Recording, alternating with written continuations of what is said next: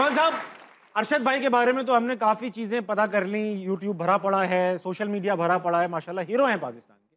Sir अपने बारे में कुछ बताइए, आपको एथलेटिक्स का शौक कब पैदा हुआ, आप कहाँ थे? देखें, थैंक यू।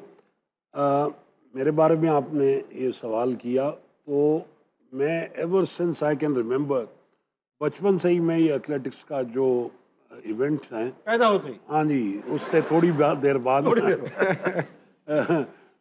अंडर 14 की स्कीम होती थी और ये बड़ा इम्पोर्टेंट है कि गवर्नमेंट पाकिस्तान स्पोर्ट्स बोर्ड की उस वक्त स्कीम चलती थी अंडर 14 और अंडर 16 और अंडर 20, वहाँ से यूथ की नर्सरी आती थी। ठीक है। मैं उन यूथ और उन बच्चों में से था जो स्कीम का मेरा पार्ट है, स्कीम के बच्चे थे आप? जी जी जी।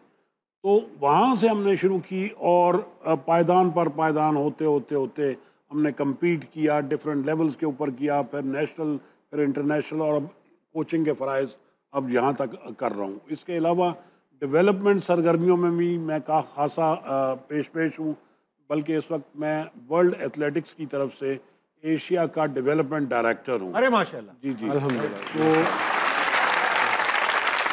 अच्छा सर, ये जो है आप दोनों का रिलेशनशिप, ये लव मैरिज थी या अरेंज्ड? ये दोनों ही थी। दोनों रजामंदी शामिल थी लड़की। तो कैसे अरशद भाई जो हैं वो 2015 से लाइमलाइट में आ गए थे, 2016 से तकरीबन लाइमलाइट में आ गए थे, ऊपर नीचे परफॉर्म कर रहे थे। आपने ये डिसाइड किया कि मैं अरशद को कोच करूंगा, या गवर्नमेंट ने ये डिसाइड किया, या अरशद भाई ने आपको ढूंढा? एक मिला जुला सा डिसीजन था। अरशद की तरफ से प्राइमरीली जो एथलीट होता है उसी की चॉइस होती है। अच्छा। वो देखता है कि कौन किधर से सूट करता है।